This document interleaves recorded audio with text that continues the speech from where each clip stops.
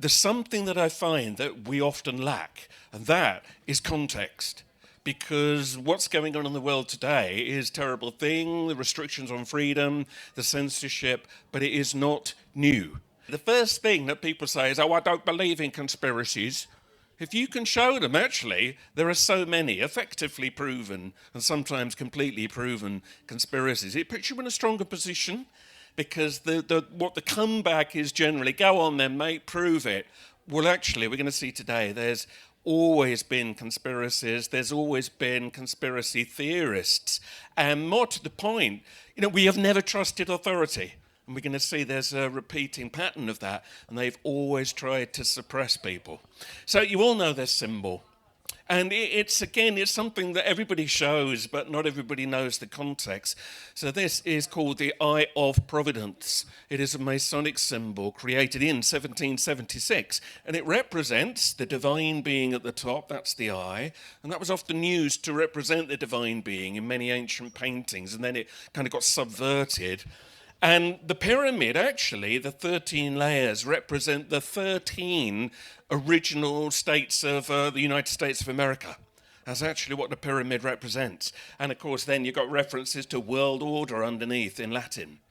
So this often gets sort of promoted as the all-seeing eye, it is a symbol of domination, which you could argue in a way that it is. There at the top, we are trapped in the pyramid below. But, and here's the clincher, of course, most people don't know they're trapped in the pyramid because they never get to see it from the outside. And that's an important point.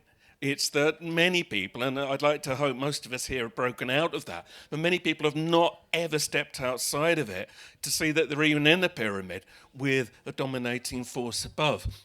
So in a way, that symbol, it sort of represents the essence of conspiracy theory, the belief that somebody at the top lords it over those of us at the bottom, and we're left never really knowing what's going on. Which is why, if you would go onto the internet today and just pick any story you want, as you all know, you're going to find 1,000 conspiracy versions giving you a different view of it, saying we believe that there is another story here that we are not allowed to tell. And of course, at the moment, the instinct of the powers that be is to put the lid on, is to suppress, to censor. And of course, that's what we're very much up against now.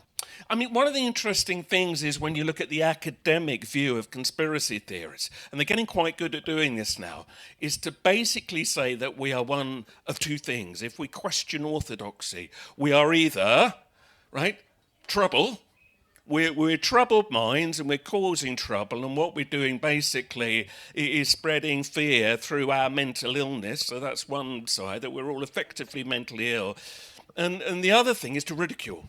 And that's an old policy, is to say that, well, don't take these people seriously, they're just having a laugh. That's changed more now. And of course, after the pandemic, there was a huge change because suddenly they realised they weren't having a laugh, and we genuinely are concerned with the way the world is going, and that we're not allowed to say that anymore. I mean, a conspiracy believer, let's call ourselves that, we are really, would say that we're critical thinkers. And that's another way of looking at it. And what, of course, is so extraordinary is there are so many people in the world that actually do believe in conspiracies. If you look at the polls as to what people believe, belief in it is going up and up and up. So what's wrong there with that picture? And yet, if you listen to the BBC, which we all love, of course, you would be led to believe that they're all mad and that, they're all very naughty people for believing that. And anyway, it's only a few fringe people that believe it. Well, it isn't. And that, of course, is one of the reasons they have to keep putting the lid on it, because they know it's not fringe and they know it is growing. So let's go back in time a bit, because I want to kind of talk about, the patterns throughout history. If you've never read Roman history, I really recommend you do. I'm currently ploughing through the 12 Caesars by Suetonius, a Roman writer at the time, and it's fantastic. And you'll find everything going on now in there. Deception, public doubt in authority, assassination attempts, conspiracies. This was normal. And everybody knew that you could not trust the authorities. It was accepted that you couldn't, but you had to just kind of get on with it. And in a way, that is still where we are at today. But this image, this is a very familiar image. Here we see the Emperor Nero. And we always see him playing music while Rome is on fire. And that's because, of course, he was widely accused at the time of causing the fire. So this was a kind of a false flag attack in the eyes of many. And we'll talk about the origins of that term in a moment, because that's very important. So he was accused of starting it. He'd long wanted to build Rome in his own way and thus take more social control. Because if you can build a city in a certain way, it actually gives you a lot more dominance. And he didn't like the way it was made. So when it burned down, as it did in 64 AD, that was very convenient. And he was then able to build the Rome that he wanted and thus assume even more control. But many people thought, you know what, he gave the orders to do this, didn't he? And the people that he blamed at the time were the early Christians. So they were blamed for starting the fire. So, hey, nothing changes, does it? So the Great Fire of Rome is just one instance where we see power probably up to no good, and most people believing that, but the time goes by and you're never quite sure, and everybody shrugs and says, oh well. And that is a dangerous shrug, and it is a shrug that we still see people doing today. Even when dastardly deeds are clearly exposed, everyone goes, oh well. And of course, by allowing that, it never gets addressed, and that's a very dangerous way to be. So what about the origin of false flag? We all use this, even now the news, especially to do with Ukraine, you might have noticed this, openly uses this phrase, that was false flag, normally blaming Putin, of course. So if you actually don't know what it means, it's just worth understanding where this comes from. So it comes from the Roman times and other civilizations too, where they do this neat trick of either dressing their ships up in the colours and style of the enemy, or literally hijacking ships of the enemy and then using those ships to attack their own fleet, hence, of course, false flag. So this kind of goes back an awfully long way. And it's worth a quick look at the Roman Empire. So we see that today, and there's the empire at its height, and we see really a Mediterranean empire with a few extra bits bolted on. But in its time, that was a world empire. That was the world that they knew. And the Romans were very good at putting a lot of power into very few hands. And that was one thing you can't knock them for. You might not like it, but they did it very well. In the end, it all fell apart, of course, as most empires do. But it left a legacy of a lot of powerful people thinking, you know what, we'd quite like to have a go at that. And there were various attempts to set up different empires over the years. And of course, we didn't have a bad old go, did we? There you go, look. The British Empire, all those pink bits. Now, the thing about the British Empire is, of course, today there's a lot of guilt and shame and arguing over it. But anyway, there it was. It really, to be honest with you, began as much as anything as a trade protection empire. I don't think it was initially the idea to rule the world, but then it kind of was like, well, while we're at it, I suppose we might as well. But it wouldn't last either. And in the crumbling away of this would become something that we all know and love, and that is called the New World Order. And most of you here probably know this, but just in case you don't, that isn't some kind of nickname used in the conspiracy world. It is a real traceable project that's been on the go for a very long time. And we're going to trace really today, the path of the New World Order, because that is intertwined with belief in conspiracy theory. And the origins of the New World Order really lie, therefore, in the origins of the British Empire. So in the Elizabethan times, we'd just come out of the whole Protestant Reformation beginning. Henry VIII had split us away from the rule of Catholic Rome, of course. And that would cause an awful lot of upset for quite a long time. Elizabeth came and she stabilised us as a Protestant nation. So she basically said, look, I don't even know what's in your hearts, just follow the rules and we'll all be all right. Although that said, she did execute an awful lot of people. But anyway, that meant that Catholics were being oppressed in effect. And I mean, if you were quietly Catholic, you'd be fine probably. If you were overtly Catholic, you might wind up on the scaffold. And of course, what that did was set up this belief that most things that went wrong in society was probably down to Catholics. So today they blame conspiracy theorists. Back then, a conspiracy theorist and a Catholic were seen as one and the same thing. And this really matters because, of course, when Elizabeth died, and James the First took the throne, there was a hope. Right, James is going to be different. His mother was a Catholic, Mary Queen of Scots. This is going to be different. He's bound to emancipate the Catholics, said the Catholics. And then, of course, when it became clear he wasn't going to, and wasn't going to rock the boat, that upset a lot of Catholics, leading to a whole spate of conspiracies and attempted assassination plots. And, of course, their most famous one is the Gunpowder Plot. But there's a whole other side to the Gunpowder Plot that many people don't seem to know. If anybody saw me speaking on the Iconic channel last November, you will have heard me raising this, and I was astonished how few people knew this next bit. So we all know the official story.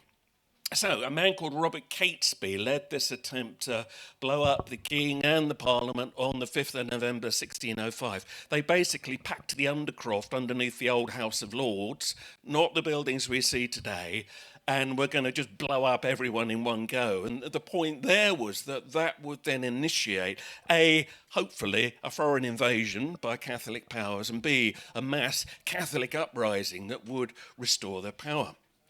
It didn't work. One of them, still argued about who, warned one of the barons not to go into Parliament that day. This letter was sent, right, and some say a man called Francis Tresham sent it, but other people think it's actually far more nefarious than that. So right at the last minute, the game was given away. And they searched the cellars, and that's where they found Guido Fawkes, or Guy Fawkes. That's why he's the one we all remember, rather than Robert Catesby, because Fawkes was the one caught red-handed. Who sent that letter? This letter is crucial, because clearly somebody, if you say it wasn't one of the plotters, and the evidence is looking more and more like it probably wasn't, somebody within government already knew this plot was up and running and allowed it nearly to come to fruition and stopped it at the last minute, probably with the aim of discrediting the Catholics even further. And I mean, here's a picture of a Jesuit priest called John Gerard. So Jesuits were like very extreme Catholics and thus very unpopular in England at this time. You can see him there being tortured in the Tower of London. Incredibly, after 3 days of that, he escaped. Somebody must have helped him. And again, this tells you something, that underneath what we're told was another story going on. When he got to France, he wrote an account of the Gunpowder Plot. He had known some of the plotters. He wasn't involved, and he also said he didn't even approve of it. And actually, many Catholics didn't, because had it succeeded, it probably actually would have just seen even more persecution of the Catholics. And to a degree, this happened even just with the exposure of the plot. But it's worth reading, right, his account of the Gunpowder Plot. And he clearly says, without using the word, this was false flag.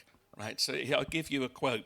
He said, the government of the day either found means to instigate the conspirators to undertake their enterprise, or at least being, from an early stage, fully aware of what was going on, sedulously nursed the insane scheme till the time came to make capital out of it. So in other words, he's saying this was false flag. The Protestant government, they either initiated it or more likely got wind that it was happening and thought, hey, you know what, let's help this along a bit and we'll catch him in the act. And it worked.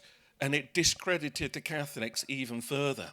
And what that meant was, by the time we got to 1666 and they got to the Great Fire of London, around which there are many conspiracies, even to this day, as to who did it and why, nonetheless, many people believed this was a Catholic arson plot, because we'd come out of very difficult times, right? We'd just come out of the English Civil Wars, and many had blamed them on Catholic influence on Charles I. Now, anything that went wrong must be Catholics, right? You want to blame somebody, blame a Catholic. And certainly Charles had strong Catholic leanings. So that all ended horrifically, of course. Long civil war, terrible bloodshed.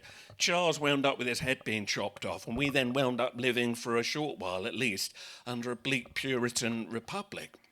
So many thought, yeah, the Fire of London, okay, what this is, the Catholics getting their own back, they're making a point. And that was widely believed, and so people went round persecuting the Catholics even more for having caused the Fire of London. And into this world of extreme suspicion strides a man called Titus Oates. Now go and look up Titus Oates, fascinating character. He didn't help us, okay? He was a Jesuit priest at some point himself. He'd then been disgraced and then thrown out of the order. And that meant he now had a very big chip on his shoulder about Catholics in general. And suddenly, whereas he was one of them, now he wanted to get his own back. So he strode into London knowing that anything he said against Catholics would be believed, and said there is a new popish plot to kill the new king, Charles II.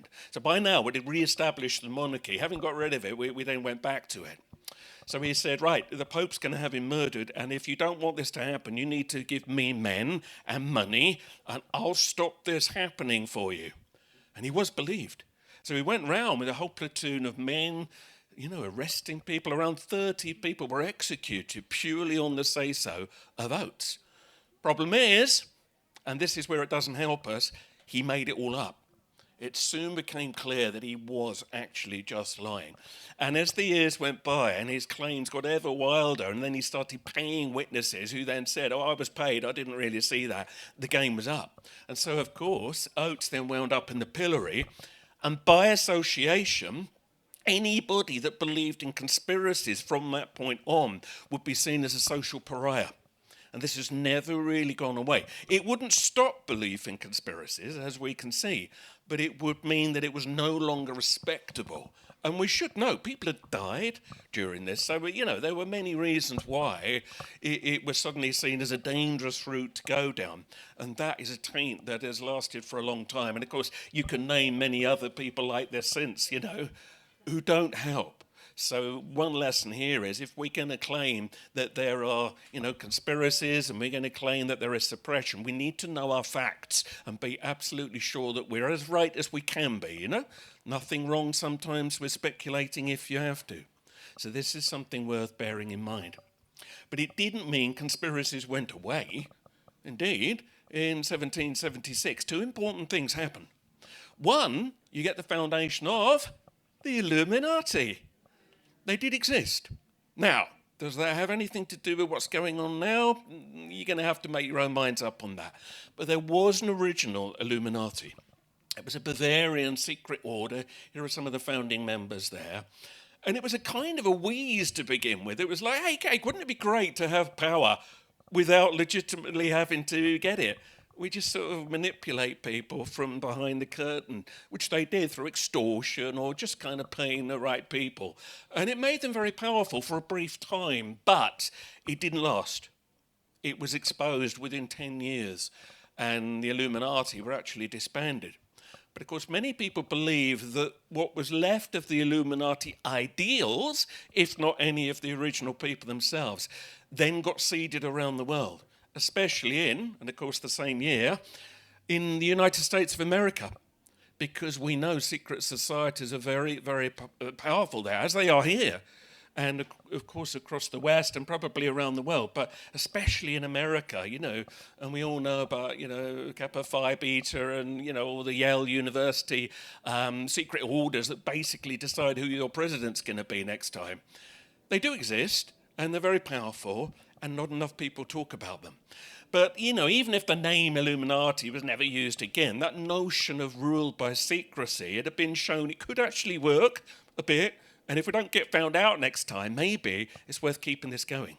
So they wouldn't necessarily sit there at a desk and think that, but in essence, that is where it led. And then, of course, people would get wind of the fact that maybe there was a power below what we normally see.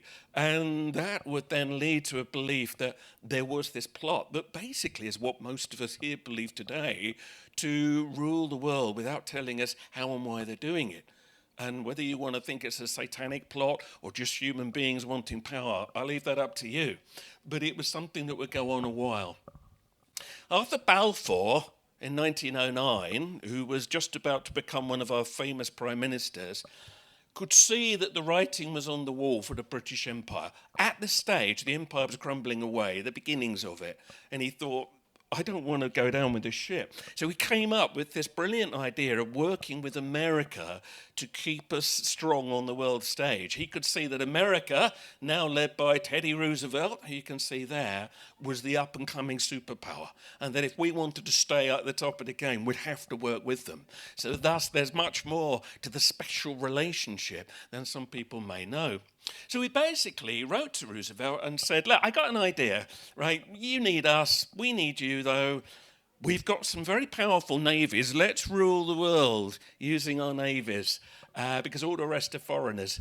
And basically, that was the attitude. And then people like Cecil Rhodes got involved, and the Round Table, not much to do with the current Round Table, but the original Round Table. Look them up. Look up the works of Terry Boardman on the New World Order, by the way, and you get to the detail of this. And this was a very overt plot, and it's all in the record, right? It's not somebody making this up. You can read the letters.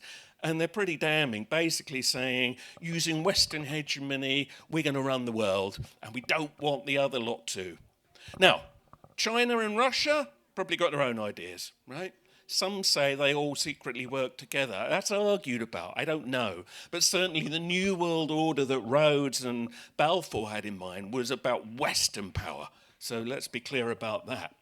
And so this then took on a name, and it became known as the New World Order.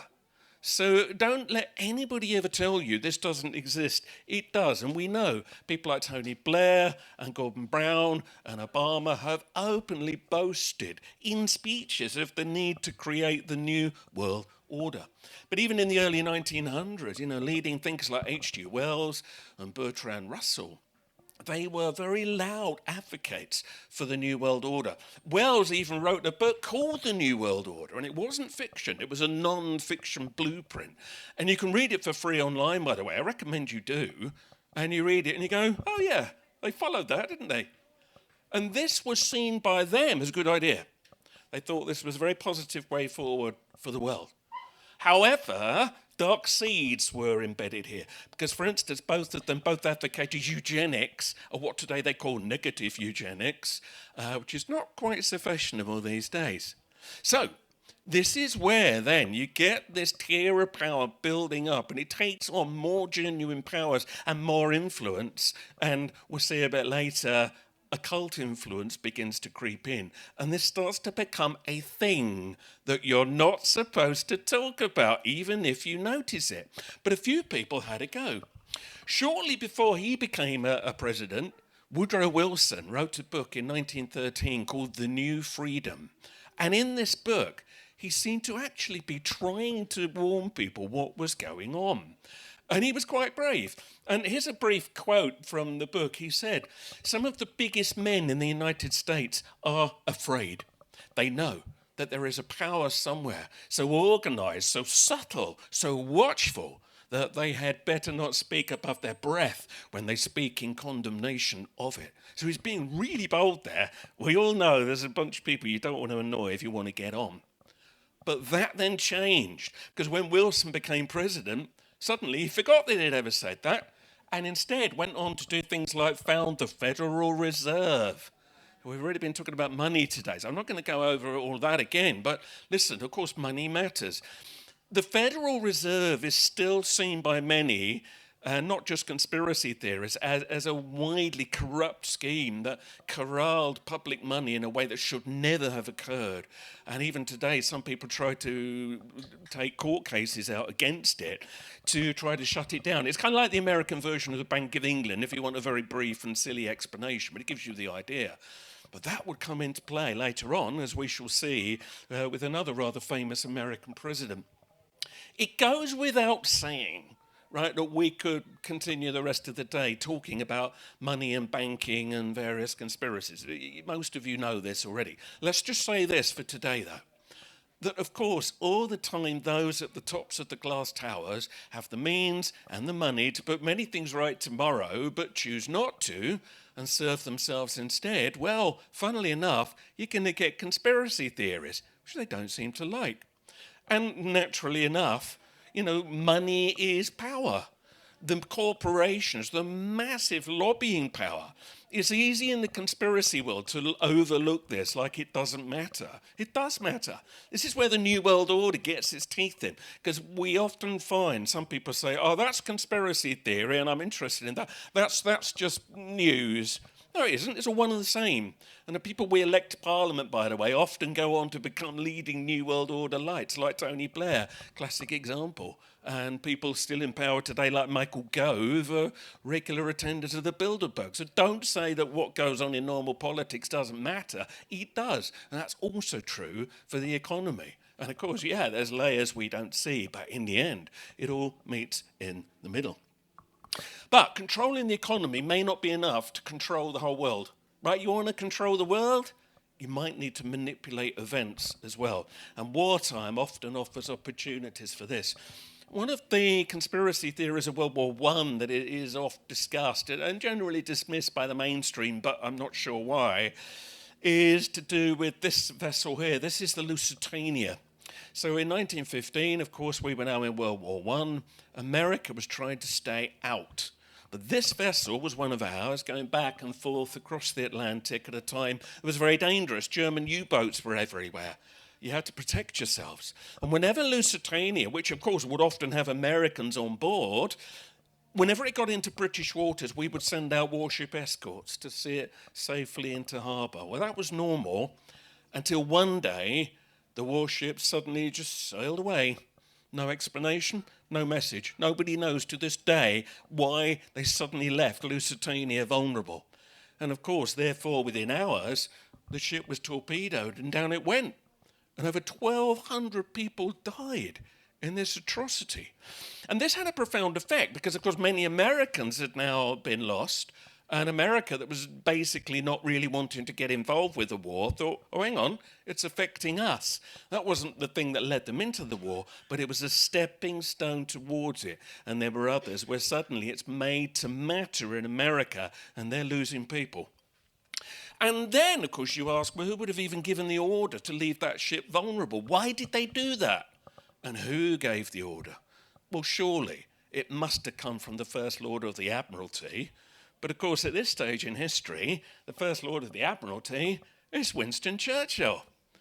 Now, look, I'm sure here is over suspicion. Many people still think he's a very wonderful bloke, and he did some good things, but of course others eye him as a key New World Order operative who was very ruthless and might do maybe what he saw as necessary rather than what was morally right. Maybe you sometimes have to do that in wartime, but there's a lot more to Lusitania that we haven't got time for today. Some say it was shipping arms on the quiet and all of this. But here's the thing, you cannot get round the fact that just before the ship went down, he wrote this letter to the Chancellor, saying, it is most important to attract neutral shipping to our shores in the hope especially of embroiling the United States with Germany, which of course really we needed. And he then adds, just in case you needed to hear it, and if some of it gets into trouble, better still. So he's saying we need a ship to go down, it'll have great propaganda value. Oh, isn't it funny? I've actually got the power to leave a ship to be vulnerable. Make your own minds up. But you can't get round the fact that after the sinking, posters like this with the mother and the baby drowning from the Lusitania, and that simple word enlist, these had great power. And look around you today and see the same techniques are still being used in whatever the latest atrocity is. So stuff like this works, and people in power know this. But what's really interesting, though, is right when the enemy does it, we're all happy to believe that they do. The burning of the Reichstag Parliament in 1933 changed history because many people don't realise that at this stage, the Nazis were not in full power. There were a lot of communists holding seats in the German parliament. And what that meant was that, of course, the Nazis were always having their hands tied. Now, that changed when one night the Berlin Reichstag Parliament was found to be ablaze, and the Nazis quickly blamed the communists for starting the fire. There was one bloke probably set up, there probably was involved that was a communist, but that enabled them to say, ha, there you go, see?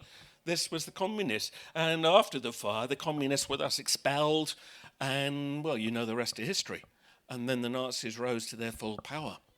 But most Western scholars will tell you today, yeah, but that was a Nazi false flag operation, which, by the way, it probably was. But when you say, well, yeah, okay, fair enough, but then why do you say it never happens like over here as well? And then they go, oh no, we wouldn't do that because we're nice and they were nasty. And I'm afraid that is very much the attitude, but as we know, it doesn't really wash. Right, another war, another conspiracy theory. And the bombing of Pearl Harbor in 1941, again, is a key moment in history. So we're told the US fleet was bombed at Pearl Harbor out of nowhere by the Japanese with no warning, with no provocation. Well, that's not true. So we should note here the US was blockading Japanese oil. It was doing all kinds of things to the Japanese that were going to guarantee a response. And what I find extraordinary is nobody remembers that just a few days before the bombing of Pearl Harbor, that we're told came as a complete surprise, you could have read about it in the local press in Hawaii. You can't read that. Japan may strike over the weekend. Why did everybody act surprised then when it happened? They knew it was coming. It's pretty clear when you look at the work of even naval historians that warnings were given. They knew when it was going to happen, they knew where and how. But Franklin Roosevelt, cousin to Teddy, who we met earlier on, he wanted America to join the war. So once again, America was trying to stay out. A lot of American businessmen had a lot of money invested in Germany. They didn't want a war. But of course then, once the Japanese attacked, that's how America got drawn in. And again, you know the rest. And before anybody says, well, and we won't hear, but a lot of people on the outside do, well, this is just a modern conspiracy theory. Well, no, it isn't. Because even at the time, top US naval brass like Vice Admiral Libby went on record as saying, I will go to my grave convinced that FDR, Roosevelt, ordered Pearl Harbor to let happen. He must have known. So you're going to find things like this in history all the time, where it's pretty obviously a setup. But if you dare point it out, and you're not a naval historian, you're just a conspiracy theorist. And this is the problem that we have. So then, right near the end of World War II, you get this really interesting moment where at the Yalta Conference in Crimea, which has often been a flashpoint in world history, by the way, you get this meeting of, here we see Churchill, Roosevelt, and Stalin, not a very nice man, but he was stupid enough and nasty enough to allow himself at this stage to be set up as the new big enemy. At this stage, they were in alliance, but it wouldn't be long before the Cold War would give the New World Order all the footholds it wanted around the world. This is, of course, something that Orwell wrote about. I mean, if you've never read George Orwell, right, why not? I'm sure many of you here have, but I really recommend go and read 1984, right? It's all in there. And he says you've got to have an enemy out there because it deflects from problems at home, it keeps the arms industry bubbling along, and again, it gives you a foothold in countries you couldn't justify without having that enemy there. And I have to say, Stalin played the role well, and so began the Cold War and everything that followed. And of course, many would argue here we are today, back in the same situation. The new Cold War, or if that's not what it is, I don't know what it is. So there's a lot of people that benefit from this, not least, arms manufacturers and the big money people. The Cold War served a purpose, and of course it served the New World Order. And what's going on now probably serves the people in power today. And that's the problem, and you're never, ever given the full picture. But what I find very interesting is that you'll often be told that the Vietnam War, which of course was a key Cold War, conflict, began with what was called the Gulf of Tonkin incident. Now, there's many kind of maritime conspiracies, and they're just good ones to use to show just how obvious lies do get told when it comes to war. So we are told that the US fleet, similar to Pearl Harbor, one night got attacked very, very heavily by North Vietnamese communist forces. And the attack was so terrible that it left the Americans with no choice but to go to war. Well, that's the official story. Actually, the real story is rather different. Let's have a look at the real Gulf of Tonkin incident. There's a couple of snaps here, so you can see actually it was a minor gunboat skirmish. That was normal in those waters. That happened basically every other day in the Gulf of Tonkin. So why are we told that a huge attack occurred? Well, what we should say is this. What really happened, it turns out, was one night a very heavy fog came down in the Gulf of Tonkin, and nobody could see visually anymore. And soon people began to look on the instruments and thought, hang on, there's blips coming towards us. Oh my God, we're under attack. And they could see a fleet coming towards them and didn't know what to do. So the Americans decided just to open fire into the fog and started blasting away. And then they realized there wasn't really anything there. Because in certain weather conditions like this, you can sometimes get a bounce back on the instruments from your own fleet. They were seeing effectively a reflection of themselves. Now, that wasn't unheard of. So they then radioed back to the White House and said, sorry about that. It was all a big false alarm. But that is not what the world was told the next day. Oh, no. Instead, Lyndon Johnson, often the target of many conspiracy theories, gives a big speech saying that America had been attacked and that there was indeed no choice but to get into a massive conflict. And off the back of that basic lie came all the horror and misery that followed later on. And then as the years go by, as you might imagine, intelligence reports come out and it turns out, oh yeah, it never happened, did it? Oh, well, don't worry. And one phrase that's very apt in this case that you'll often hear is, well, it all got lost in the fog of war. The fog of war. Well, yes, well, for that fog of war, an awful lot of people died in very horrible ways. And the fact that we know that it didn't happen, and yet the world's never officially acknowledged that properly, what does that tell you? Again, it's the dangerous shrug. Oh, well, it was a long time ago, wasn't it? Don't need to worry about that. But it means they can keep doing it. And that's the problem. And how often is this happening now? Right, some conspiracy theories seem so mainstream that it's almost not worth talking about, but sometimes they are. And speaking of questionable presidents, we better mention this one. Richard Nixon, as most of you know, was forced to resign in the early 1970s over the Watergate scandal. Now, this is something that on the surface looks like not much, a kind of a political espionage scandal. But it's what's under the surface where it gets a little bit more interesting. So cutting a longer story short, Nixon was accused of ordering a burglary here at the Watergate office complex. That is why the word gate always now gets applied to any conspiracy. So in the 70s, this used to house the Democratic National Committee headquarters. One night, a group of Republican burglars were found inside, and nobody's ever fully said what they were up to. But anyway, some kind of skullduggery on behalf, clearly, of the Republicans. Nixon was initially accused of ordering this burglary. That was never proved. But it was proved it had occurred and he had known about the burglary and then tried to cover it up. Now, that's what did for Nixon. And being a very paranoid man, he's not the only president that's done this, but he'd put recording equipment all around the White House. And what people didn't know was that every conversation was being recorded.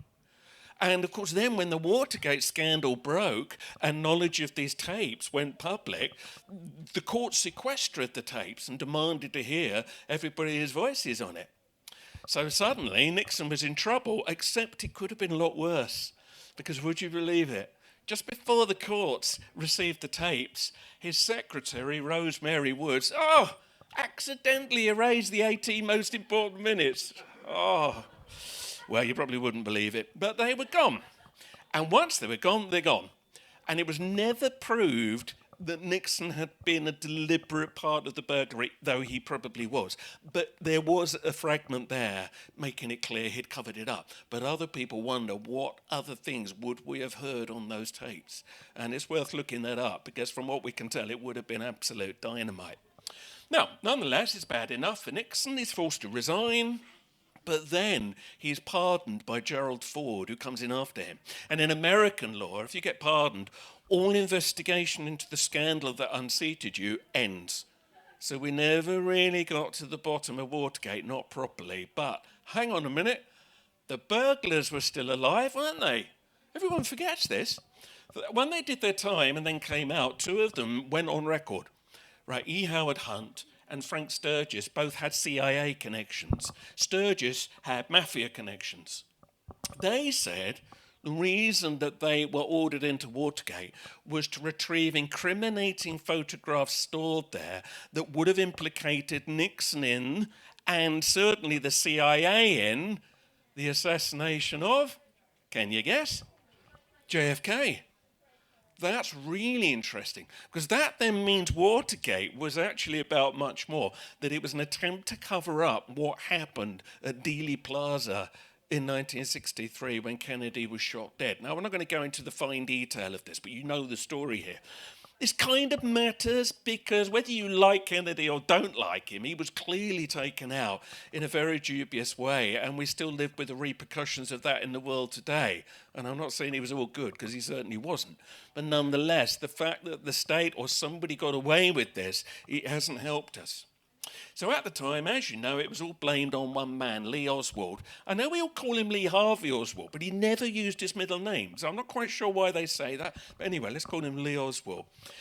In the few hours we had to hear from him when he was apprehended, he claimed he was a patsy and that he was a setup and that there was a much bigger story going on. Now, some still argue as to whether he fired any of the bullets. The official version says that he fired all of them. Some say some. But the problem was when the Warren Commission, which very unsatisfactorily then investigated the assassination, it had to explain how so few bullets had done so much damage. And if you've ever seen the courtroom scene in the Kevin Costner film JFK, it's worth seeing just for that scene alone, where he makes the magic bullet seem just so utterly ridiculous. And here you can see the diagram. We're told one bullet did an awful lot of damage. Most ballistics experts say that was not possible with the gun that Oswald was using, the angle, the moving target. And by the way, the gun that they display today at the museum is not the gun that he actually had. There's a lot of evidence that that gun got switched. So the problem is, if, and the general majority of people go down this road, if you say Oswald did not fire all the bullets, somebody else was also firing bullets. Yeah, this is the old hoary conspiracy theory around this. But that does matter, because then you've got to stop and say, well, who was firing it? That, therefore, is a wider conspiracy. It's not just a lone fanatic.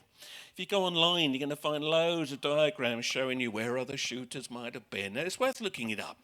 Did a security guard's pistol accidentally go off during this? Did the driver shoot Ken? I mean, right, we could be here all day, right? Make your own mind up. But the point is, it's absolutely clear we've not been told the truth. And one of the lies that has been told in the years since is that it's only a modern conspiracy theory that other gunmen were present. That is completely ridiculous, right? You can find minutes of speeches made, literally days after the shooting, where everybody's talking about the other gunmen.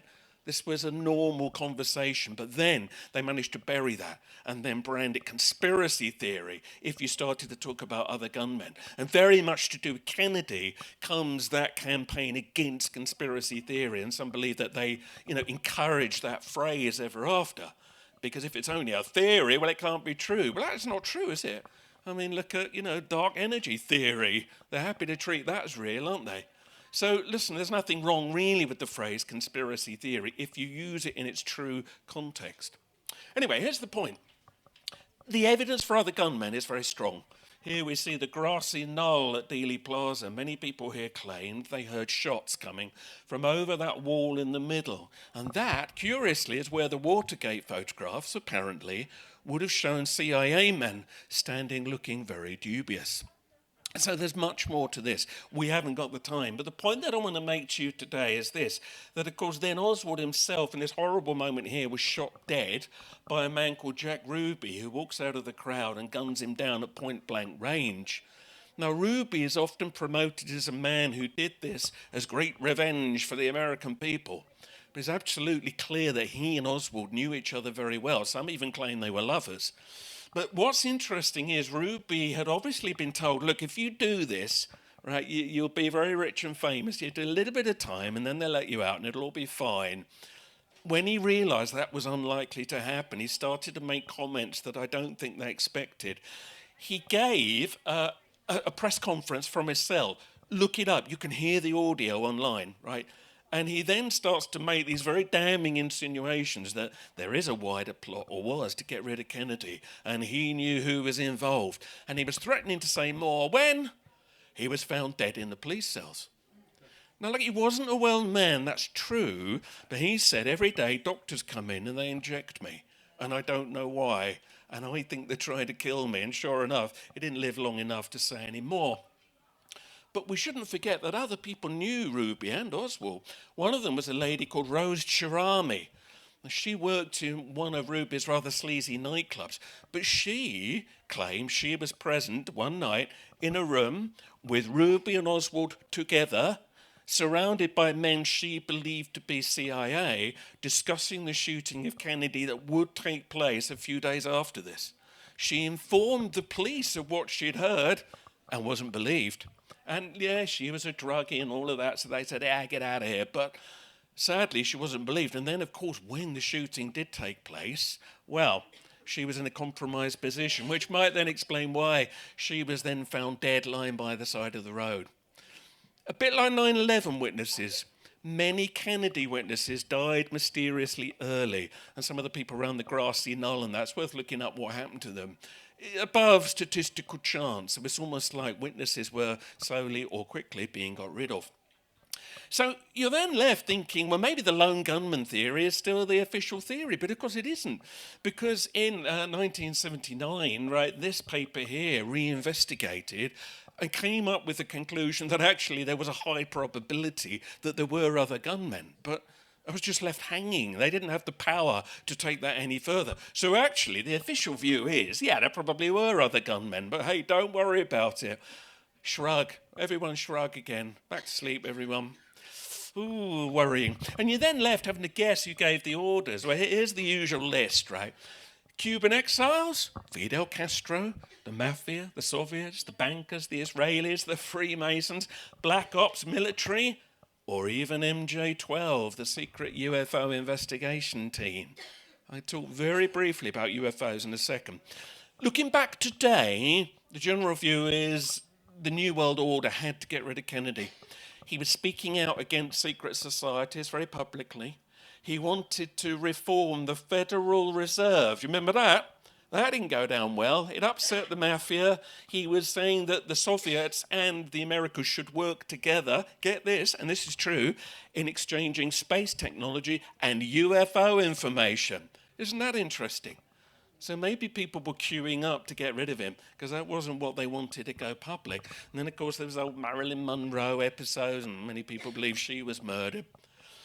On the subject of UFOs, I covered this last time here, so I'm not going to go into it today. I do think, though, that what's just happened at the US congressional hearings on UFOs is amazing. Now, I know many people think this is a setup, and it might be that this is a distraction from what's really going on. But nonetheless, it is historical that we had two pilots and an ex-intelligence officer, David Grush, there, actually testify to proper representatives that UFOs are real. Grush says that they do have bodies and they do have craft, all the usual old conspiracy things that many people have long believed.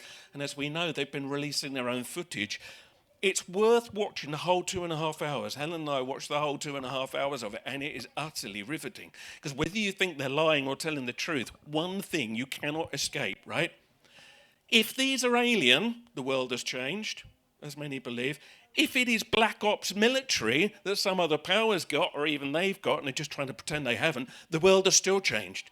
There is technology now doing unbelievable things that challenge all laws of physics. It changes everything, the economy, everything. Go and look it up and think about this, because either way, they've shot themselves in the foot now, because it's going to be very hard to undo this. Some are trying to say Grush is a liar and he's a cheat, blah, blah, blah, blah. But it's hard to really keep saying all these pilots that are talking about this are just making it up. So something's flying around that challenges everything that we have believed about physics up to today. And that's massive. And it's going to be interesting to see where that goes. Right, briefly, back to Kennedy. Somebody else that often gets blamed is, of course, Lyndon Johnson. His mistress, after Johnson died, said that he had told her specifically that he was part of the plot to kill Kennedy. And of course, there's the whole Jim Garrison sort of theories and local businessmen who wanted to get rid of him. You make your own minds up, but one thing is clear, we've not been officially told the truth of JFK, and it does matter. Because that is so often used to say, oh, that's what got everybody believing in conspiracy theories, and they were all mad then. They weren't mad then, and it's clear this is still not resolved, and they're not all mad today. But of course, it didn't end there. Kennedy, of course, had a brother. So Bobby Kennedy then gets shot dead in 1968, shortly after announcing he was going to run for president. The same year, Martin Luther King goes down. It begins to look like anybody that tries to rock the boat or sticks their head above the parapet, they're not going to last long. And what that does is create an atmosphere of paranoia in which, of course, conspiracy theories are going to be guaranteed to thrive. And so, especially after Watergate and with the Vietnam War raging, people stopped believing what they were told, and especially in America. And that will soon come here too, of course. And what was one of the big things that America had done, which they said was a fantastic balance to all the darkness and horror? It was go to the moon. Oh, yes. Now, I know you're going to hear some things about the moon tomorrow. What is so fascinating, I'm going to spend a little bit of time on this, is how many people just laugh at this. And yet you look at the polls, and I think one poll in Britain from about 3 years ago said that now over 50% of British people don't believe we went to the moon. That is absolutely astonishing. And then in the next breath, they'll say that conspiracy theorists are a fringe minority. Well, clearly not. Isn't that fascinating? But many people never stop to look at the evidence. So I'm just going to just remind ourselves of just some of the key reasons why people question it. Now, I'm not here to tell you exactly whether we did go to the moon or not, because I wasn't there, but I am going to just remind ourselves of why it is valid to question the evidence, right? So look, we got 3 bits of evidence. We went to the moon, you got the astronauts and their testimony. What if they're lying? What if they were mind controlled to say it? What if they were forced to say it and their families were threatened? You can't be sure. The astronauts, by the way, contradict each other hugely. And that is really interesting. By the way, look at the Apollo 11 press conference when they've just come down from the moon. They look like the most depressed people you've ever seen. They don't look like they're going, wow, we were on the moon. It's like they've been told to front something they are really not happy to front. Look it up. It's really quite shocking to watch it. Okay. What else have we got? Moon rock. That could have been brought back by automated probes, of course. That doesn't prove that people stood on the moon. And then what else have we got? Oh, well, the photographs and the videos. But especially the high-res photographs are used as the main evidence we went to the moon. And that's where it all starts to get very difficult. So many of you know this. I'm going to skip through this a bit. However, so people will look at a picture like that and say, well, look at the mountains in the distance. They're out of focus. They shouldn't be at that focal length. And many photographers have said, yeah, that is weird. They should be crystal clear. There's no atmosphere on the moon. There's no dust hanging in the air. Why aren't they clear? And hang on a minute, is that a scenery drawing? And then the flags seem to flap in some of the videos for no very good reason. That shouldn't happen in a vacuum. And of course, people were already noticing this in the 1970s and began to wonder if maybe they hadn't really gone to the moon. It's really worth noting that they've been remastering the moon images in the last few years. Remastering, well, many would say completely fiddling them. And some of what they are doing to restore these photographs is actually quite shocking, and you just have to wonder, really, that it's almost like they don't want you to look at the original photographs anymore. They want you to look at the new ones, which, would you believe, correct some of the images. I even use that word, to correct them. Correct them from what? So let's look at the original images. Classic. Buzz Aldrin on the moon. You've got sunlight coming from behind, apparently. Jet black shadow there. But he's quite well lit up. And some say, shouldn't he be in silhouette? NASA says no. They say what's happening is light's reflecting off the surface, filling in the detail on the suit and so on. But if there's that much reflected light, why don't we see detail in the shadow on the ground? And there's many other images like that, where they say there's a lot of reflected light, but then there's massive pools of shadow on the ground where there's no reflected light, even when things are standing there that should reflect light there. So there's many questions about that, and angles of shadows and all of that. And then you realise there's a bright pool of light just behind him. And if we go to a contrasted version of that, I know it's very light in here, but you're getting the idea. You can see that he's standing in a bright pool of light that is falling off into shadow. Even in the normal photograph, it's falling off into shadow there on the horizon, and shadow even a few feet in the foreground. So that does get some people saying, well, that must be lighting. That's artificial lighting. And there's a lot of images that do show these bright spots. And of course, they say they didn't use artificial lighting. So how do we explain these anomalies? And once you set off down this road, of course, then you begin to question everything. And that's exactly what's happened. And that's why we're in the place today where we are, where nobody really believes a lot of it. You then look at the helmet. There's Armstrong taking the picture, being reflected. Taking the picture with the camera strapped to his chest, standing on flat ground, which means it's almost impossible to believe that Armstrong took this photograph. Because if he did at that level, you can easily calculate that's where the horizon ought to be there, not up there going neatly through the helmet. And there's a lot of images like this where when you look at them, these angles are not possible. There's the cameras. There's another horizon anomaly. The astronaut did not take that picture. It's just so easy to prove that, right? Another shadow anomaly and all the rest of it. You can see here that the cameras were strapped to the chest. So there was no viewfinders. They were walking around going click, click, and just hoping they'd get masterpieces. Funnily enough, they did, mostly, using gardening gloves, pressurized. So then you start to question the whole image side of it. I mean, they were good cameras. They were Hasselblad. Ask Marcus Allen for more. What they didn't have, though, was any real radiation protection. Some think that that's one of the problems. There's a halfway theory here, which says we did go to the moon, but it could never make the pictures come out. Because if you remember long ago, if you ever came back from your holidays with a film in a canister, right, when they got to the airport scanner, people would often tell you not to put the film through the scanner, because, of course, the X-rays would fog it. Well, on the moon, it is awash with X-rays and other high-level radiation and all the rest of it. So maybe they did get to the moon, some argue, and it could never make the pictures come out. Had to show the Soviets something and then had to restage some or all of them later. Others say the Soviets were all part of the same game. I mean, we can go on forever like this. But whichever way you look at it, radiation's a problem. And some have wondered how the astronauts survived the layers of radiation that they were put through to get to the moon and back without any particularly high level of cancer. And that's something which has, I think, confounded a lot of people. Here's another image of the lunar lander. There's the sun, apparently, jet black shadow, but so much light in what ought to be the silhouette side. The astronaut's glowing. And these arrows here very helpfully pointing out the sunlight's not bouncing off the ground, it's coming directly in from the side. Go online and look at the high-res shots. You can zoom right in, and you can see there's clearly a light source over there. It's not Earth light, by the way, Earth's up here somewhere.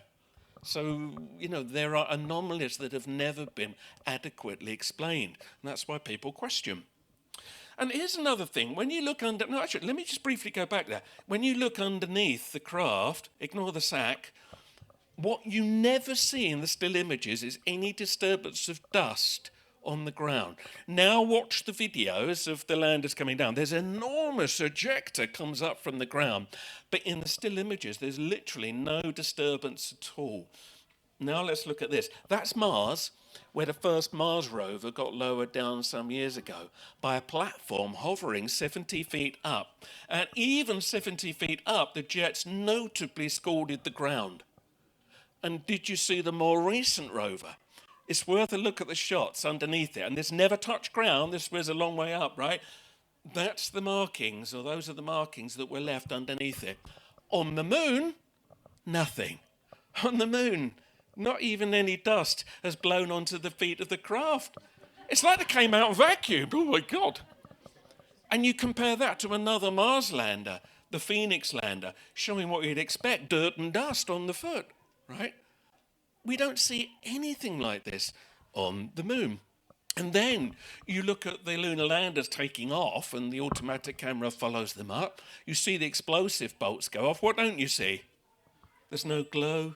There's no evidence of thrust. That is going up on several £1,000s worth of thrust. There's no visual evidence for that. And there should be. Right? This is what NASA thought it should look like. Yes, even in a vacuum. That is pre-mission artwork, bright and visible. And only a few years later, the space shuttle used exactly the same fuel mix. And when that fired its thrusters in a vacuum, look, it was bright and visible. And that is what you should see there. And you see nothing. And of course, then critics say, well, no, because it's going up on a wire, isn't it? Because it's a model. Then you get into the whole Stanley Kubrick arguments, all of that. My personal view is he didn't fake them, but it's certainly possible the techniques that he used for his film 2001 almost certainly were probably appropriated. Let's put it like that.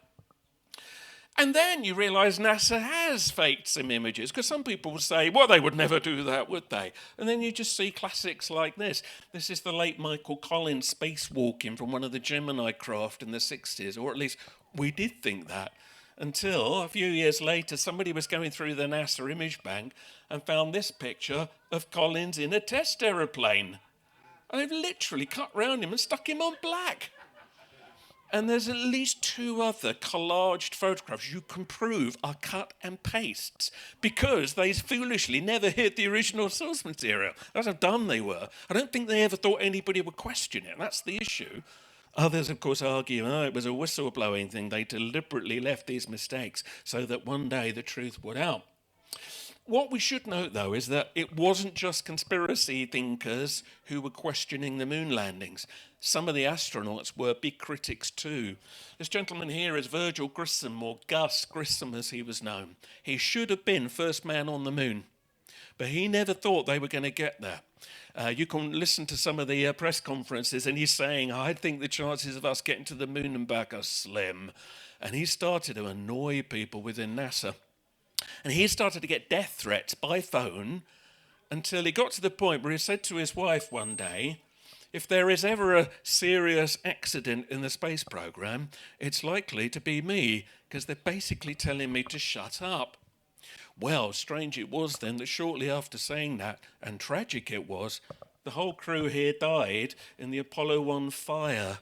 They weren't even going anywhere. It was just a launch pad test in a very ill-advisedly oxygen-rich atmosphere. Now, that's a really silly thing to do, because in an oxygen atmosphere, you only need 1 spark, and it's good night, Vienna. And that's what happened here. And they said it was a terrible accident, and it was an awful accident, and let's all forget about it now. And what was interesting was, was it an accident? Because the Grissom family, some years later, said it wasn't. Scott Grissom was Grissom's son. Years later, he'd become a qualified aerospace engineer. He was granted access to the capsule in which his father died, and he discovered a small metal plate had been inserted into that dashboard, the only function of which could have been to have caused a spark. And remember, 1 spark's all you need, and you go bang. So, no, the Grissom family say it's sabotage. Even the NASA safety inspector at the time brought in to investigate not only the fire, but also the whole technical feasibility of Apollo, Thomas Ronald Barron, immediately concluded it was sabotage. You can read his very damning report online, 500 pages. Well, you could, unless they've taken it off yet. He was writing an even longer report when he was killed in a mysterious car crash.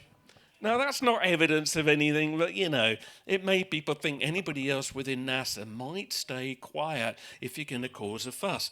Now, look, we should say here, nobody argues the whole of NASA was involved in a conspiracy. That would be stupid, right? Rockets took off, capsules came down, we all saw this. Where they went in between and where the signals came from and then the detail in between, that's another story. There are certainly massive unanswered questions. And look, here's the thing. I'm not going through all these. Go and look it up if you haven't already.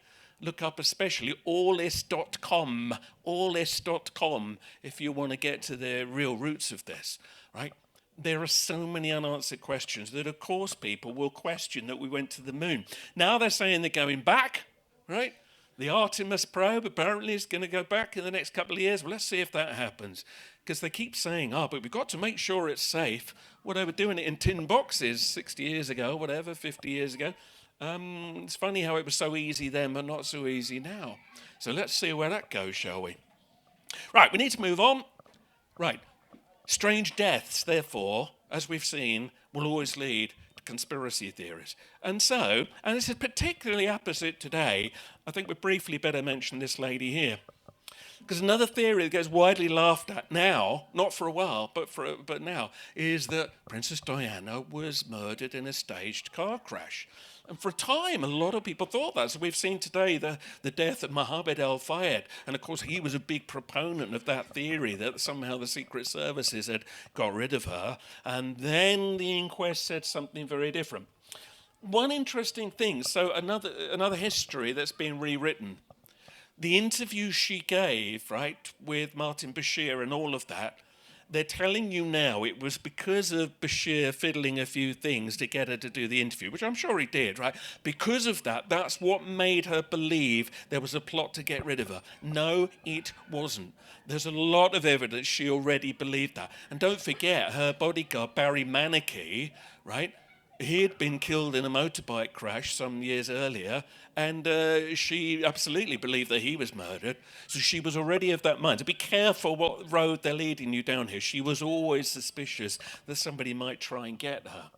Anyway, she did the interview. She talked about the dark forces running the country, and maybe that wasn't such a wise thing. And of course, then when the crash occurred in 97, a lot of people in their gut did think, ooh, blimey, have they got rid of her in some way? That isn't what the inquest says. The inquest blames the driver, Henri Paul. He was so drunk, apparently. He couldn't control the car, and all the paparazzi were chasing it and lost control, and that's it, really. Except that they even have openly admitted the blood sample that apparently proved, right, that he was drunk was not his blood. They've accepted that. They then said they took eye gel, and that proved that he was drunk. But if you believe the toxicology reports that they say show he was deadly drunk, well, he shouldn't have been able to have got out of bed that afternoon because he was a night worker, right? Let alone drive a car and look normal. He looks normal on the CCTV. Most people say he just seemed completely normal. He certainly wasn't drunk. And it all hangs on this. But should it? Unanswered questions, the story of the white Fiat. Well, I mean, we know a white Fiat was involved with the crash because it left its paint on the Mercedes and then sped off. Now, some have argued that's what drove the Mercedes into the side of the tunnel. The experts say no, because it wasn't in the right place and the crash had already begun before that happened. All right. But you still want to talk to the driver, yeah? You want to talk to the driver of that white Fiat and find out. Because there was tales of a weird bright flash. Some say they were basically, making the driver so distracted that he was going to crash. So this is an old CIA technique. It's not unknown. And then the French authorities couldn't trace the Fiat because, would you believe it? For the only time in modern history, the CCTV in that part of Paris was off that night. Oh. Well, Mohammed al-Fayed, who was a bit of a curious bloke, but listen, his son Dodi, who just died in this crash, so it was fair enough, said, I'm not having that. So he hired private detectives, and they very quickly tracked down a man called James Andanson, there with his wife and his white Fiat. And Andanson, as you might imagine, said it wasn't me. But strange it was that shortly after being exposed, he was found dead in another car. He'd been shot in the head, and then an attempted decapitation, just for good measure. The keys of the car then been thrown into a nearby field and the car set light to. And the French authorities said this was suicide. This is what we're asked to believe. And most people went, oh, okay. That's how incurious our journalists are. They didn't go, oh, hang on a minute. But anyway, let's carry on. We should note that Diana told her butler, Paul Burrell, there was a plot to kill her. Now, Burrell is a bit of an odd bloke, but there's no doubting. There's no doubting that she did tell him that. She also said the same to her solicitor, Lord Mishcon. So it's long on record that she believed they were out to get her. And of course, we have her letters. And the letters are authenticated. Here's a really damning one, where she writes, my husband is planning an accident in my car.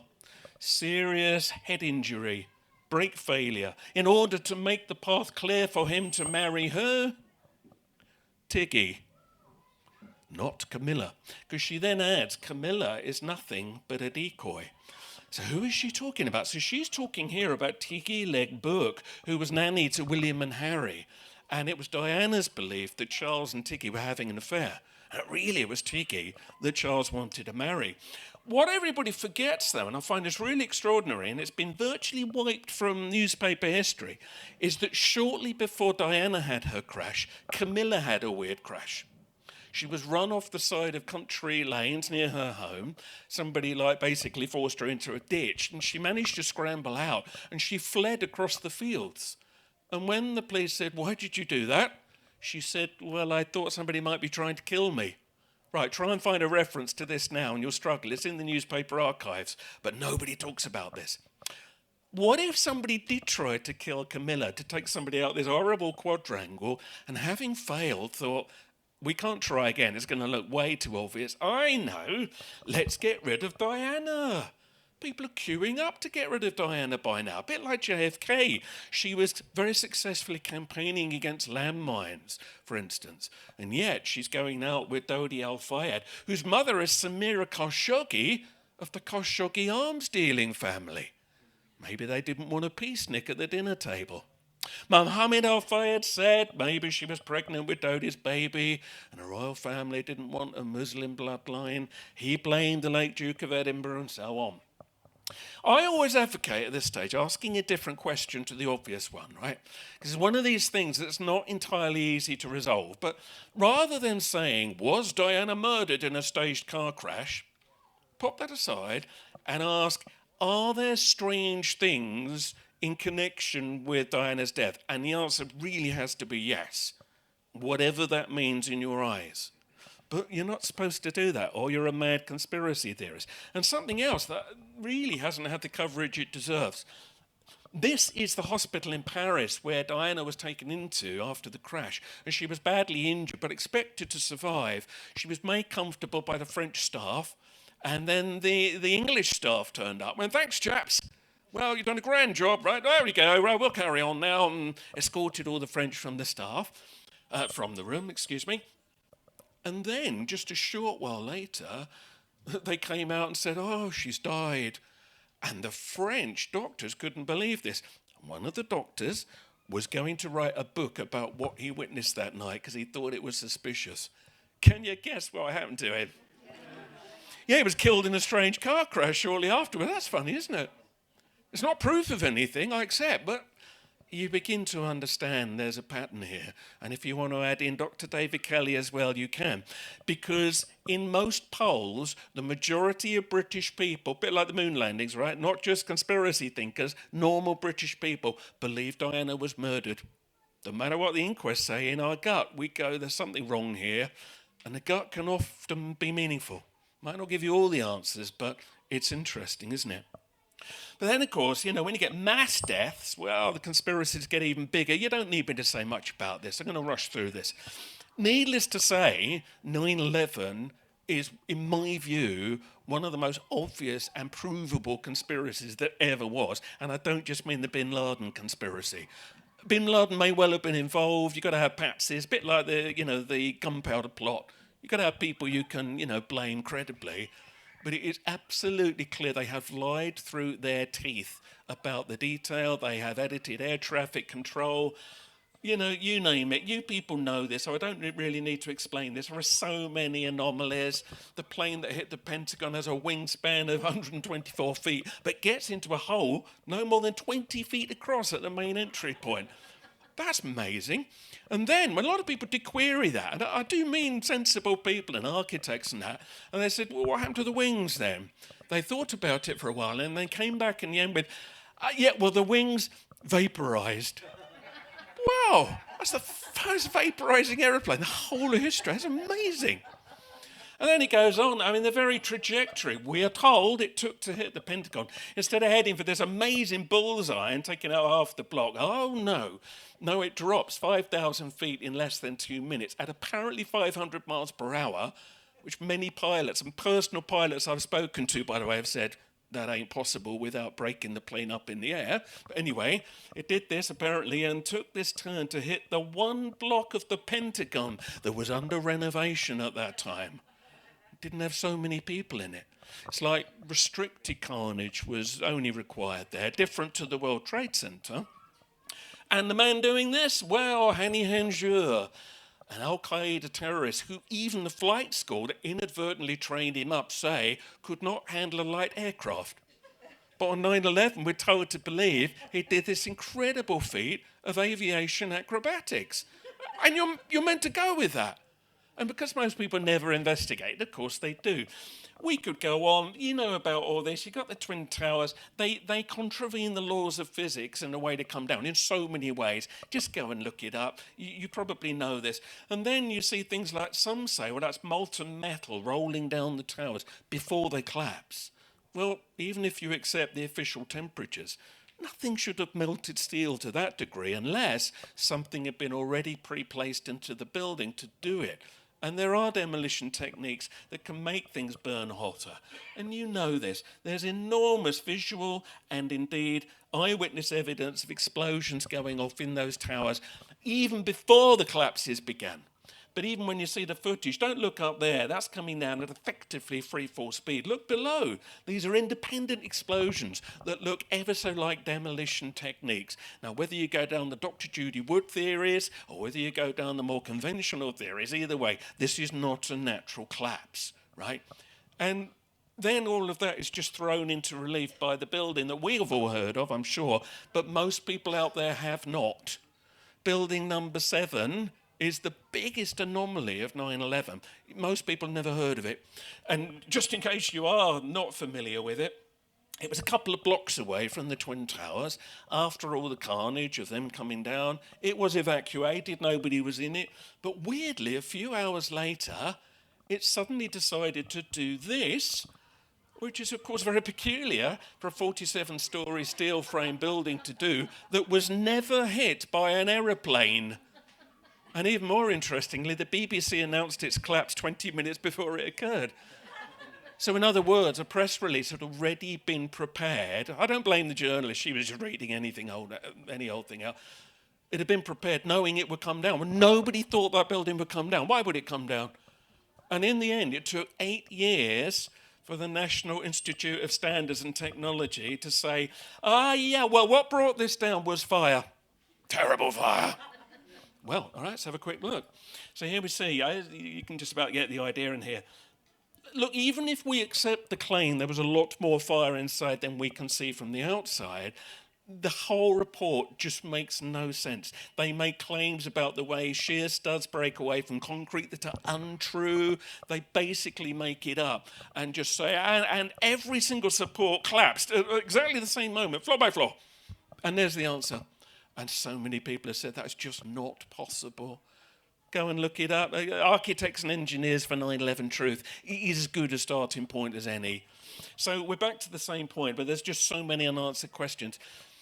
You can laugh at some conspiracy theories, but some are just so overt. You cannot believe that this has not been reinvestigated. And they're hoping desperately now that it's getting old enough that, a bit like the Gulf of Tonkin incident, we'll all forget about it and it'll all be over. And we won't have to think about these things anymore. Whereas meanwhile, every time an atrocity like that happens, as you all know, it puts us into fear, and we are controlled by fear. This is such an obvious technique, and you all know it, and that's why you're here. So I don't need to say much here. 9/11 was the perfect opportunity for the New World Order, as Pearl Harbor had been before it. And they didn't call it the new Pearl Harbor for nothing.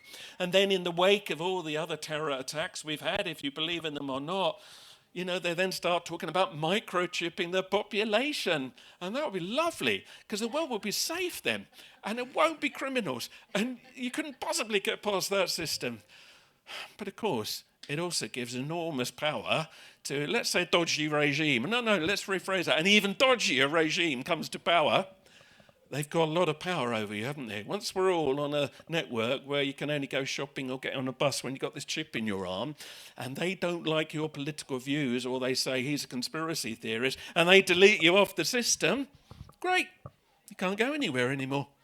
Can't do anything anymore. Can't go shopping, can't buy food. It's where it was heading towards the end of the pandemic, wasn't it? If you hadn't gone down the orthodox route. It would be so easy to do. And they always justify it when we are afraid. And that's where we have to be so careful. And it's even been in the mainstream press. Because often I'll say that to normal people. And they go, no, come on, they wouldn't do that. And you show them the cuttings. This is mainstream. And they go, oh, all right. But people then just hope it never happens. And the world moves on. So, a phrase that we're all fond of using, and I've used it today, is they. We've got to start to pull this together. I know we've got to end soon. Right. They are doing this to us. And they are. But who are the they? It's actually really easy to identify. I mean, read David Icke's books. He names a lot of them. But let's just look at a couple of good examples. So the late Zbigniew Brzezinski, if he's new to you, do look him up. It's a very good example of somebody that was part of the they. An absolute New World Order advocate, unashamedly. Do read his book, The Grand Chessboard. You can buy it on Amazon, so it's all in the mainstream, right? He basically puts forward some very draconian policies as to how the world should be run, basically by Western American hegemony, okay? And he justifies it and says, and this is a good thing. And he was a main power in the world for a while. He was one of the sponsors of the whole Obama years. And this man was a powerful man. And I'm going to tell you one of the things that he advocates in his book in a moment. And meanwhile, on the subject of they, of course, you've got the different organizations, and some people will list them all in a big pyramid online, you know, that are behind all this totalitarianism, like the Bilderbergs and the Trilateral Commission. Most of you know this. But if you don't know it, go and look them up. These are unelected quangos. They have enormous power over parliaments around the world. And I know it can be a bit of a corny thing for us to, oh yeah, the Bilderbergs. Most people do not know these people exist and do not realize the power they have over them. And you'll see listed at the bottom there, the World Economic Forum, led by Mr. Klaus Schwab. And that's mainstream. That's something is in the news often. And you try to say to new people, have you actually looked up what they're kind of gunning for here and the amount of power they've had? And if you want to add the World Health Organization into that, please do. And the whole Great Reset thing, where they're all asking us to give up our lifestyles for a more collective, more communal lifestyle, where we'll all be happy and we won't own anything, but everything will be lovely. Is he not going to not own anything? Is he going to give up everything? I wonder. And then people say, oh, they wouldn't do that. I often hear this. They wouldn't do that. And this, I've never heard of this man. He's not influential. And then you then show them a picture like that. And you go, yes, he is. You've just not heard of him because the mainstream press doesn't want to talk about him too much. And of course, that's how the world gets hypnotized. We know this. I'm preaching to the converted here. The power games, the control agendas, they are there. We know this. The problem that we have, and it's already been acknowledged today, is getting this out further. Because we can all gather in lovely places like this and talk till the cows come home about it. But if it doesn't go out there in a way that other people can understand, it won't serve. And this is why we need to get informed and galvanize ourselves. And then you tell people about the Bohemian Club. And you tell them their world leaders are gathering in front of a giant stone owl and worshipping it wearing weird robes. And they laugh. And they say they wouldn't do that. And you go, they are doing it. It's been exposed even by mainstream journalists like John Ronson. And look, it's very deeply occult. And in the next breath, they'll say, oh, these wicked conspiracy theories about satanic plots and paedophilia. And then they sacrifice the effigy of a child to the owl. Not a real child, but, it's making the point. And then they wonder why people come up with conspiracy theories. They don't help themselves, do they? And it's right that it should be scrutinized. And it's so well known. This is what's extraordinary to me, right? People even know when the Bohemian Grove ceremony is going on and they protest outside. Does the mainstream media report this? No. Because the mainstream media and the powers that be are just two sides of the same coin. They'll expose each other to a degree here and there, but then they stop because they know that there is a level where you have to stop if they know what's good for them. And when you do that, what do? Does that end conspiracy theories when you ignore people like this? Does that end them? No. It means they literally go stratospheric. And so people go, well, they're lying about that and worshipping owls. Why should I believe anything? And next thing you know, people are saying, what if they were going to try and poison us? They know we're onto them. So they're going to suppress us now by pouring more things into the atmosphere. And either it's there to kill us or suppress us or, I don't know, some climate control. And then people get condemned for thinking that, right? But you think, yeah, but hang on, why shouldn't we worry about that when they're doing all these other things? And then you hear about the HARP project, where all these bases have gone up over the world. And allegedly it's military communication, but you look at the science, if they beamed it at us in certain ways, it wouldn't do us any good. And some believe it's there for mind control. Now, when you say that, people say, oh, that's just paranoia. Right, and you say, right, would you like to read Brzezinski's book? Right, go onto Amazon, order the Grand Chessboard. And in the Grand Chessboard, he actually says, what we need is a ring of satellites going around the world, beaming down rays that interfere with human brainwaves to keep the population docile so we control them for their own good. He says that. This man was running the world for a number of years. That's the mindset. They think that's okay. But most people don't believe that anybody in power would think like that. Well, they do. And if we try and point it out, we're terrible people. And of course, that meant that when we got to this, funnily enough, a lot of people didn't believe what they were told. So look, whether you half believe it, don't believe any of it, whatever, it was not fair to say to people that we should suddenly trust these people in a crisis when they've never shown themselves to be honest ever before, but now we had to trust them. And what I found extraordinary was when people then, of course, objected to the jab, and then even Andrew Bridgen MP stood up and said, I'm really concerned about the health effects of the jab. You know all this, right? What happened? Right, this is a representative of Parliament. Whether you like him or think he's a shill or whatever, the fact is he got up and said it, and he was then expelled from the Tory party for doing so. So when he actually spoke out against the orthodoxy, and he used language that maybe could have been better put, but anyway, okay, there we are. Nonetheless, he's one of the few people in Parliament trying to raise alerts to this and to the creeping power of the World Health Organization. But then they stopped him from speaking. And then in the next breath, they say, well, we can't have people saying that. And then they wonder why you got people like Piers Corbyn on the streets with a loud hailer saying the jabs are here to kill you. Well, it's because they don't allow anybody to have a voice. Even people in power cannot question the orthodoxy in these areas. And then, well, funnily enough, it's going to go to the extremes, isn't it? So if you don't want conspiracy theories, stop doing this. And stop showing people like us as mad or dangerous. That is such a twisted version of it. Now, that doesn't mean we're all correct about everything we believe, but we are not wrong to try to see what's going on, and we are not wrong to dare to question the orthodoxy. But now you're either right-wing, and that's the classic thing since QAnon, or you're mad. But the danger is we then polarize back the other way, and this isn't helpful either, where we see the rest of the world as morons, you know, drugged and stupid and that, and with no ability to see the truth. Actually, that's not true either. And I mean, I'm lucky because I give talks to groups like yourselves today. I also get to give talks to very mainstream groups. Now, I have to kind of word it right. You know what I mean. I'm surprised at the amount of people that come up to me and say, oh my God, I've always thought that. I've never heard anyone say it before. They're not stupid. So, all right, some people are stupid, but a lot of people... But a lot of people are not stupid. If we make the assumption they're all dumb, that's a big mistake on our part. You just need to open the door a little bit and you'd be amazed how many people will walk in. We can't force them to believe what we believe all overnight in one go, but we can do something. And by the way, just pointing out real cover-ups and conspiracies that have been exposed. And here's some lightweight ones: Hillsborough, Jimmy Savile, bank scandals, you name it. They are cover-ups. They are things that people try to keep from the public. And if that's just what's going on at the surface, well, what's going on down below? And of course, so now we're in this world where if you talk about it, you'll be penalised, the censorship.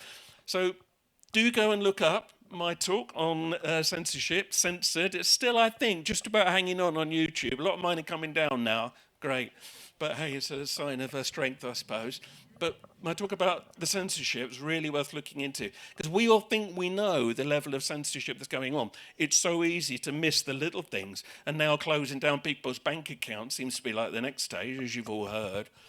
And then here's the big one, AI. You know, if you go online, go onto YouTube, back to YouTube again, look up the talk I gave a few weeks ago at the Glastonbury Symposium, Artificial Intelligence and Artificial Freedom. because I'm trying now to call attention to the fact that the rise of AI is so massive. If you think it won't affect you, you're wrong. And the orthodoxy that's being programmed into this AI that probably within 20 years is basically going to be doing most things on your behalf is crucial to decide now who programs the orthodoxy and what the orthodoxy is. And you can guess, can't you, that anything we believe is being screened out. And one day, when the computers only know what they've been programmed with, we could easily find ourselves just literally just pushed aside, and we won't even be in the official record. AI is going to make most of us redundant in our own world. So that's problem number one, that's going to overturn the economy, never mind what UFO technology does. But number two, it's going to leave us absolutely at the mercy of the people making the decisions now. So look this up, right? If you can't find it on YouTube, go to my website, truthagenda.org, and just click on the videos page. It's at the top there. And it's an hour-long presentation just revealing just how shocking the power of AI is. Because a lot of us think it won't affect us. We're wrong. So let's pull all this together to close. We've seen today a lot of stuff that you know, but it's really interesting every now and then to look back and put the pieces of history together. And the way I feel about it is, right, even if we don't know the whole picture, I don't want to live in a world where you've got secret forces calling the shots. I want to live in a world where we're allowed to believe what we believe, put it all on the table, shine the light. And the truth will out in the end. Maybe I'm wrong about some things, but I still want the right to, be wrong. I want the right to say, well, I think this is what's going on. Increasingly, that is not the world that we live in. We need to correct this now while we still can. And there is still hope. Hence, we're in the hope community, right? So, do what you're doing here, but remember this, right? When you get outside, the rest of the world doesn't know what we know. And it's being trained by people like Mariana Spring on the BBC to think we're very dangerous, terrible people. That's not really the truth, as we all know. If you want to know more about me and my work, you'll find me on social media. Truthagenda.org is my website. On the table over there are some leaflets.